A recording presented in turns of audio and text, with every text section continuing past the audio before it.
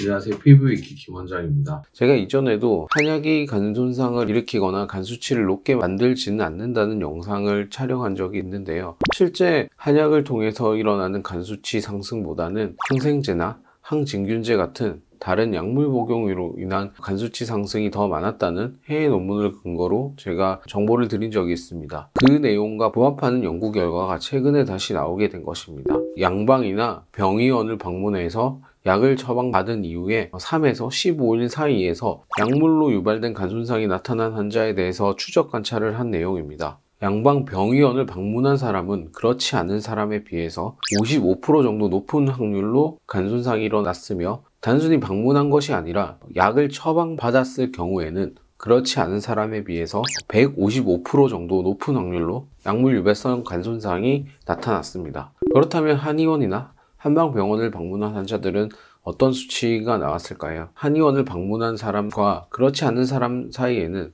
고작 1% 정도 약물 유발성 간 손상이 발생했는데요. 이 수치는 당연히 한의원을 내원한다고 해서 꼭 약물을 처방받는 것은 아니기 때문에 1%라는 수치는 조금 더 낮게 나온 경향이 있겠지만, 어쨌든 양방병원을 방문했을 때보다 훨씬 낮은 수치인 걸 알 수 있습니다. 저는 이미 간 수치에 관련된 항목에 대해서 모니터링을 하고 있는데요. 실제로 간 수치가 높아지는 환자는 거의 없는 편입니다. 물론 아예 안 높아진다, 가능성이 0%다 이런 얘기는 할 수 없겠지만 3년에 1명 정도 골로 간 수치가 높아지는 경우가 있습니다. 이런 주장이 나오게 된 것은 여러 가지 원인이 있겠지만, 한약에서 처방받는 약 외에 민간요법을 통해서 드시는 한약재 같은 것들이 간 수치를 유발할 수 있고, 이런 분들이 응급실을 통해서 내원하게 되면 의사 선생님께서는 한약이 간 수치를 높인다 이런 생각을 가지시게 되신 것 같은데, 한약 중에서도 간 수치를 높일 수 있는 대표적인 약으로 황금이라는 약재가 있습니다. 하지만 이 약재에 대해서 한의사들은 장기간 복용을 시키지 않습니다. 그렇기 때문에 한의원을 통해서 한의사들에게 처방받을 경우에는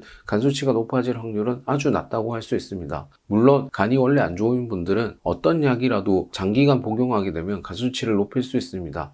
어쨌든 이 논문을 통해서 우리가 흔히 알고 있는 한약은 간에 나쁘다라고 하는 주장이나 그런 생각들이 잘못된 것이며, 한약이라고 하는 것은 간에 오히려 안전한 약이라는 것을 많은 사람들이 알게 됐으면 좋겠습니다.